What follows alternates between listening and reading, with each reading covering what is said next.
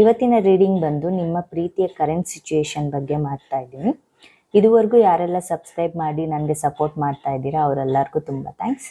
And ಯಾರು ಹೊಸದಾಗಿ ನೋಡ್ತಾ ಇದ್ದೀರಾ ಅವರು ಸಬ್ಸ್ಕ್ರೈಬ್ ಮಾಡಿ, ಹೀಗೆ ನನಗೆ ಸಪೋರ್ಟ್ ಮಾಡಿ ಅಂತ ಹೇಳ್ತೀನಿ. ಓಕೆ, ಟೈಮ್ ವೇಸ್ಟ್ ಮಾಡಿದ್ದೀರಾ, ರೀಡಿಂಗ್ ಸ್ಟಾರ್ಟ್ ಮಾಡೋಣ. ಇವತ್ತು ಯಾವ ಕಾರ್ಡ್ಸ್ ಬಂದಿದೆ ಅಂತ ನೋಡೋಣ. ಆ್ಯಂಡ್ ಒನ್ ಮೋರ್ ಥಿಂಗ್, ಇದು ಜನರಲ್ ರೀಡಿಂಗ್, ಪರ್ಸ್ನಲ್ ರೀಡಿಂಗ್ ಅಲ್ಲ. ಸೊ ನೀವು ಯಾವಾಗ ನೋಡಿದ್ರೂ ಇದು ರೆಸೊನೇಟ್ ಆಗುತ್ತೆ. ಆ್ಯಂಡ್ ನಿಮಗೆ ಏನು ರೆಸೊನೇಟ್ ಆಗುತ್ತೋ ಅದು ಮಾತ್ರ ತಗೊಳ್ಳಿ, ರಿಮೈನಿಂಗ್ ಇಗ್ನೋರ್ ಮಾಡಿ. ಆ್ಯಂಡ್ ಇದು ಟೈಮ್ಲೆಸ್ ರೀಡಿಂಗ್, ನೀವು ಯಾವಾಗ ನೋಡ್ತೀರಾ ಅದು ನಿಮಗೆ ರೆಸೊನೇಟ್ ಆಗುತ್ತೆ. ಓಕೆನಾ? ಆ್ಯಂಡ್ ಇಲ್ಲಿ ಬಂದಿರೋ ಕಾರ್ಡ್ಸ್ ಪ್ರಕಾರ ಸ್ವಲ್ಪ ಜನಕ್ಕೆ ಬ್ರೇಕಪ್ ಸಿಚುವೇಶನ್ ಕಾಣಿಸ್ತಾ ಇದೆ. ಅಂದರೆ ನಿಮ್ಮ ಸೈಡಿಂದ ನೀವು ಎಷ್ಟೇ ಟ್ರೈ ಮಾಡ್ತಾಯಿದ್ರು ನಿಮ್ಮ ಪರ್ಸನ್ ಸೈಡಿಂದ ಏನು ರೆಸ್ಪಾನ್ಸ್ ಸಿಗ್ತಾ ಇಲ್ಲ. ಅಂದರೆ ಎಫರ್ಟು ನಿಮ್ಮ ಸೈಡಿಂದ ಮಾತ್ರ ಎಫರ್ಟ್ ಇದೆ, ಅವ್ರ ಸೈಡಿಂದ ಏನು ಎಫರ್ಟೇ ಆಗ್ತಾ ಇಲ್ಲ. ಅವರು ನೀವು ಉಳಿಸ್ಕೋಬೇಕು ಅಂತ ತುಂಬ ಟ್ರೈ ಮಾಡ್ತಾ ಇದ್ದೀರಾ. ನಿಮ್ಮ ಪರ್ಸನ್ಗೆ ಏನೋ ಭಯ ಕಾಡ್ತಾ ಇದೆ. ಮೇ ಬಿ ಫ್ಯಾಮಿಲಿ ಸೈಡಿಂದ ಏನಾದರೂ ಪ್ರಾಬ್ಲಮ್ ಇದೆಯೇನೋ ಅವ್ರಿಗೆ, ಅದರಿಂದ ಅವರು ನೀವೆಷ್ಟೇ ಟ್ರೈ ಮಾಡಿದ್ರೂ ಅವರು ದೂರ ಹೋಗ್ತಾ ಇದ್ದಾರೆ. ನೀವೆಷ್ಟೇ ನಿಮ್ಮ ಸಂಬಂಧನ ಗಟ್ಟಿ ಮಾಡ್ಕೋಬೇಕು ಅಂತ ಪ್ರಯತ್ನ ಪಡ್ತಾ ಇದ್ರು, ಅವ್ರು ಸಪ್ರೇಟ್ ಆಗೋಕ್ಕೆ ಟ್ರೈ ಮಾಡ್ತಾ ಇದ್ದಾರೆ. ಆ್ಯಂಡ್ ಇಲ್ಲಿ ನಿಮ್ಮ ರಿಲೇಷನ್ಶಿಪ್ಪಲ್ಲಿ ತುಂಬ ಫೈಟಿಂಗ್ ಕಾಣಿಸ್ತಾ ಇದೆ. ಸಣ್ಣ ಪುಟ್ಟ ವಿಷಯಕ್ಕೆಲ್ಲ ನೀವು ತುಂಬ ಆರ್ಗ್ಯೂ ಮಾಡಿಕೊಂಡು ಜಗಳ ಮಾಡ್ತಾ ಇರ್ತೀರ ಇಬ್ಬರು ಅಂತ ಕಾಣಿಸ್ತಾ ಇದೆ. ಸೊ ಈ ರೀತಿ ಆಗ್ತಾ ಇರೋದ್ರಿಂದ ನಿಮ್ಮ ಪರ್ಸನ್ಗೆ ಇರಿಟೇಷನ್ ಫೀಲ್ ಆಗ್ತಾ ಇದೆ, ಮತ್ತು ಕನ್ಫ್ಯೂಷನಲ್ಲಿದ್ದಾರೆ. ಇಬ್ಬರೂ ಕನ್ಫ್ಯೂಷನಲ್ಲಿದ್ದೀರಾ ಅಂತ ಹೇಳ್ಬೋದು. ಇದು ಹೀಗೆ ಮುಂದುವರೆದ್ರೆ ಹೇಗೆ ಮುಂದಕ್ಕೆ ರಿಲೇಷನ್ಶಿಪ್ ಹೇಗಿರುತ್ತೆ, ನೀವು ಚೆನ್ನಾಗಿರ್ತೀರಾ ಇಲ್ಲ ಅನ್ನೋದು ನಿಮ್ಮಿಬ್ರಿಗೂ ಕನ್ಫ್ಯೂಷನ್ ಆಗ್ತಾ ಇದೆ ಅಂತ ಹೇಳ್ಬೋದು. ಆ್ಯಂಡ್ ಇನ್ನು ಯಾರು ಆಲ್ರೆಡಿ ಮ್ಯಾರೇಜ್ ಆಗಿರೋರು ನೋಡ್ತಾ ಇದ್ದೀರಾ ಇಲ್ಲಿ ಅಂದರೆ, ನಿಮ್ಮಲ್ಲಿ ಸ್ವಲ್ಪ ಜನಕ್ಕೆ ಪ್ರೆಗ್ನೆಂಟ್ ಆಗೋ ಸಿಚುಯೇಷನ್ಸು ಕಾಣಿಸ್ತಾ ಇದೆ. ಆ್ಯಂಡ್ ಇನ್ನು ಸ್ವಲ್ಪ ಜನ ಸಿಚುಯೇಷನ್ಸ್ ಹೇಗೆ ಕಾಣಿಸ್ತಾ ಇದೆ ಅಂದರೆ, ಟ್ರಸ್ಟ್ ಇಶ್ಯೂಸ್ ಕಾಣಿಸ್ತಾ ಇದೆ. ಒಬ್ರ ಮೇಲೆ ಒಬ್ರಿಗೆ ನಂಬಿಕೆ ಇಲ್ಲ, ಅಂಡರ್ಸ್ಟ್ಯಾಂಡಿಂಗ್ ಇಲ್ಲ ಅನ್ನೋ ಥರ ಕಾಣಿಸ್ತಾ ಇದೆ. ಮೇ ಬಿ ಯಾರೋ ಹೇಳಿರೋ ಮಾತನ್ನು ಕೇಳಿಕೊಂಡು ಅದನ್ನು ಓವರ್ ಥಿಂಕ್ ಮಾಡಿಕೊಂಡು ಒಬ್ರ ಮೇಲೆ ಒಬ್ರ ನಂಬಿಕೆನ ಕಳ್ಕೊಂಡಿದ್ದೀರಾ ಅಂತ ಕಾಣಿಸ್ತಾ ಇದೆ. ಆ್ಯಂಡ್ ಇನ್ನು ಸ್ವಲ್ಪ ಜನ ನಿಮ್ಮ ರಿಲೇಷನ್ಶಿಪ್ ಬಗ್ಗೆ ತುಂಬ ನೆಗೆಟಿವ್ ಆಗಿ ಥಿಂಕ್ ಮಾಡ್ತಾ ಇದ್ದೀರಾ ಅಂತ ಹೇಳ್ಬೋದು. ನೆಗೆಟಿವ್ ಥಿಂಕ್ ಮಾಡಿಕೊಂಡು ಫ್ಯೂಚರಲ್ಲಿ ಈ ಥರ ಆಗುತ್ತೇನೋ ಆ ಥರ ಆಗುತ್ತೇನೋ ಅಂತ ಥಿಂಕ್ ಮಾಡಿಕೊಂಡು ಒಬ್ಬರೇ ಅಳೋದು ಆ ಥರ ಎಲ್ಲ ಮಾಡ್ತಾಯಿದ್ದೀರಾ. ನೀವು ಹೇಗೆ ಥಿಂಕ್ ಮಾಡ್ತಾ ಇದ್ದೀರೋ ಹಾಗೆ ನಡೀತಾ ಇದೆ ಅಂತ ಹೇಳ್ಬೋದು. ಸೊ ಅದರಿಂದ ಆದಷ್ಟು ಪಾಸಿಟಿವ್ ಆಗಿ ಥಿಂಕ್ ಮಾಡೋಕ್ಕೆ ಟ್ರೈ ಮಾಡಿ ಅಂತ ಹೇಳ್ತೀನಿ. ಆ್ಯಂಡ್ ಇನ್ನು ಸ್ವಲ್ಪ ಜನಕ್ಕೆ ನಿಮ್ಮ ಪರ್ಸನ್ ಯಾವುದೊಂದು ಕ್ಲಾರಿಟಿನೇ ಕೊಡ್ತಾ ಇಲ್ಲ ನಿಮಗೆ. ಏನೇ ಕೇಳಿದ್ರೂ ಇವತ್ತು ಒಂಥರ ಮಾತಾಡಿರ್ತಾರೆ, ಒಂದು ರೀತಿ ಹೇಳಿರ್ತಾರೆ, ನಾಳೆ ಒಂಥರ ಮಾತಾಡ್ತಾರೆ, ನಾಳೆ ಒಂದು ರೀತಿ ಹೇಳಿರ್ತಾರೆ. ಸ್ಟಾರ್ಟಿಂಗಲ್ಲಿ ಅವ್ರಿಗೆ ಇದ್ದಿದ್ದು ಇದು ಲವ್ ಆ್ಯಂಡ್ ಕೇರಿಂಗ್, ಆಮೇಲೆ ತುಂಬ ಫಾಸ್ಟಾಗಿ ಇದ್ದರು ಅವರು ಅಂತ ಹೇಳ್ಬೋದು. ಬಟ್ ಬರ್ತಾ ಬರ್ತಾ ಅವರೇ ನಿಧಾನ ಆಗಿದ್ದಾರೆ, ಲವ್ ಆ್ಯಂಡ್ ಕೇರಿಂಗಲ್ಲೂ ಕಡಿಮೆ ಮಾಡಿದ್ದಾರೆ, ಅಥವಾ ಯಾವುದೊಂದು ಕ್ಲಾರಿಟಿ ಕೊಡ್ತಾ ಇಲ್ಲ ಅವರೇ ಟೈಮ್ ತಗೊಳ್ತಾ ಇದ್ದಾರಾ, ನಿಮ್ಮನ್ನ ಅಬ್ಸರ್ವ್ ಮಾಡ್ತಾ ಇದ್ದಾರಾ, ನಿಮ್ಮನ್ನ ಲೈಫಲ್ಲಿ ಅವ್ರ ಲೈಫಲ್ಲಿ ಇಟ್ಕೋಬೇಕಾ ಅಥವಾ ಬೇಡವಾ ಇಲ್ಲ ಬೇರೆ ನೋಡ್ಕೋಬೇಕಾ ಅನ್ನೋದಕ್ಕೋಸ್ಕರ ನಿಮ್ಮನ್ನ ಹೋಲ್ಡ್ ಮಾಡ್ತಾ ಇದ್ದಾರಾ, ಆ ಥರ ಏನು ಅಂತ ಗೊತ್ತಿಲ್ಲ. ಬಟ್ ಅವ್ರು ಸ್ಲೋ ಮಾಡ್ತಾ ಇದ್ದಾರೆ ಇವಾಗ, ಮೊದಲಿನ ಥರ ಇಲ್ಲ.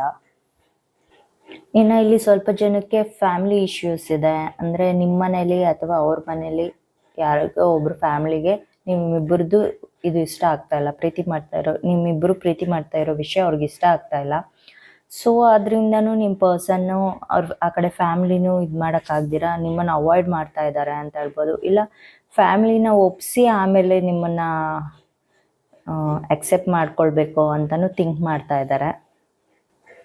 ಇನ್ನು ಸ್ವಲ್ಪ ಜನಕ್ಕೆ ನಿಮ್ಮ ಪರ್ಸನ್ನು ಈ ಥರ ಫ್ಯಾಮ್ಲಿ ಒಪ್ಕೊಂಡಿಲ್ಲ ಅಂತ ಹೇಳಿಬಿಟ್ಟು ಫಸ್ಟೆಲ್ಲ ನಿಮ್ಮ ಜೊತೆ ಪ್ರೀತಿಯಲ್ಲಿದ್ದು, ಇವಾಗ ಫ್ಯಾಮ್ಲಿಗೋಸ್ಕರ ಫ್ಯಾಮ್ಲಿ ಹೇಳಿರೋ ಪರ್ಸನ್ನ ಮದುವೆ ಆಗ್ತೀನಿ ಅಂತ ಹೇಳಿಬಿಟ್ಟು ಆಮೇಲೆ ಅವ್ರನ್ನ ಬಿಟ್ಬಿಟ್ಟು ನಿಮ್ಮ ಹತ್ರಕ್ಕೆ ಬಂದು ನಿಮ್ಮನ್ನು ಮದುವೆ ಮಾಡ್ಕೊಳ್ತೀನಿ ಅಂತ ಹೇಳಿಬಿಟ್ಟು ಅಲ್ಲಿ ಮದುವೆ ಮಾಡಿಕೊಂಡು ಅಲ್ಲಿ ಮಗು ಸಹ ಆಗಿರುತ್ತೆ.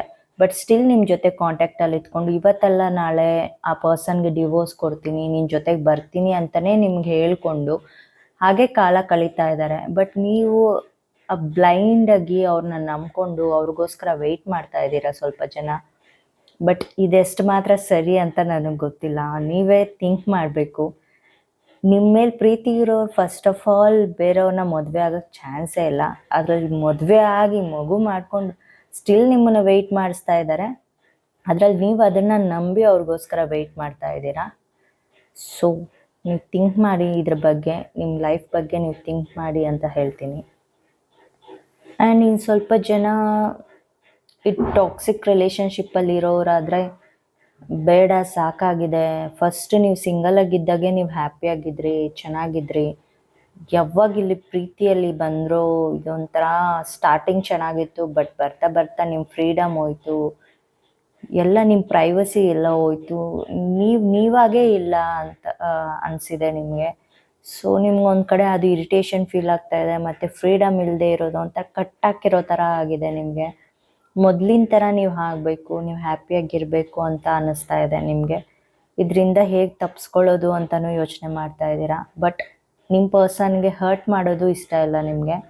ಬಟ್ ಅದರಿಂದ ಹೊರಗಡೆ ಬರಬೇಕು ನೀವು, ಅದಕ್ಕೂ ಪ್ರಯತ್ನ ಪಡ್ತಾ ಇದ್ದೀರಾ.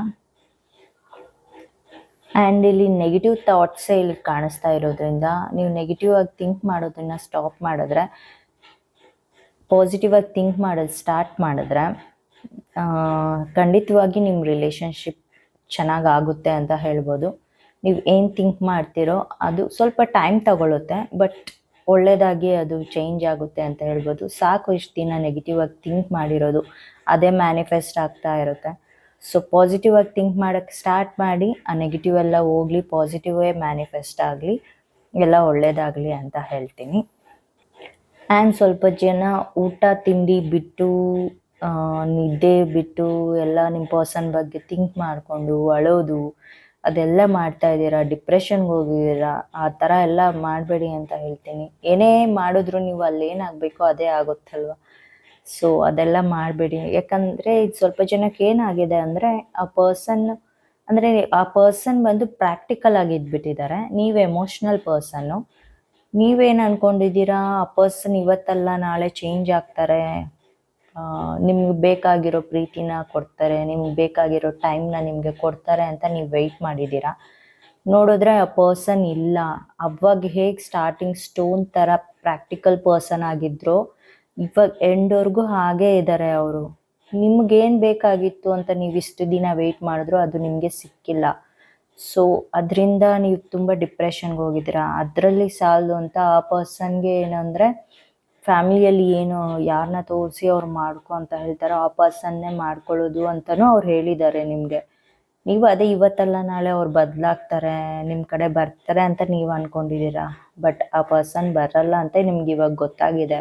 ಸೊ ಅದರಿಂದ ನೀವು ಡಿಪ್ರೆಷನ್ಗೆ ಹೋಗಿ ಅವ್ರನ್ನ ನೆನೆಸ್ಕೊಂಡು ಅಳೋದು, ಊಟ ತಿಂಡಿ ಬಿಟ್ಟು, ನಿದ್ದೆ ಬಿಟ್ಟು, ನೈಟೆಲ್ಲ ನಿದ್ದೆ ಹೋಗ್ದಿರಾ, ಯಾವಾಗಂದರೆ ಅವಾಗ ಎದ್ದು ಕುತ್ಕೊಂಡು ಅಳೋದು ಎಲ್ಲ ಮಾಡ್ತಾ ಇದ್ದೀರಾ. ಆ ಥರ ಮಾಡಬೇಡಿ ಅಂತ ಹೇಳ್ತೀನಿ. ಆದಷ್ಟು ಪಾಸಿಟಿವ್ ಆಗಿ ಥಿಂಕ್ ಮಾಡೋಕ್ಕೆ ಟ್ರೈ ಮಾಡಿ. ಏನೇ ಆದರೂ ಲೈಫಲ್ಲಿ ಒಂದು ಲೆಸನ್ ಅನ್ನೋದು ಕಲಿಸಿರುತ್ತೆ. ನೀವು ಇದರಿಂದ, ಈ ರಿಲೇಷನ್ಶಿಪ್ಪಿಂದ ನೀವೇನು ಕಲ್ತಿದ್ದೀರಾ ಅನ್ನೋದನ್ನ ನೋಡ್ಕೊಳ್ಳಿ ಅಂತ ಹೇಳ್ತೀನಿ. ಆ್ಯಂಡ್ ಇವತ್ತಿನ ರೀಡಿಂಗ್ ಇದಾಗಿತ್ತು. ಈ ರೀಡಿಂಗ್ ನಿಮಗೆ ರೆಸೊನೇಟ್ ಆಗಿದೆ ಅಂತ ಭಾವಿಸ್ತೀನಿ.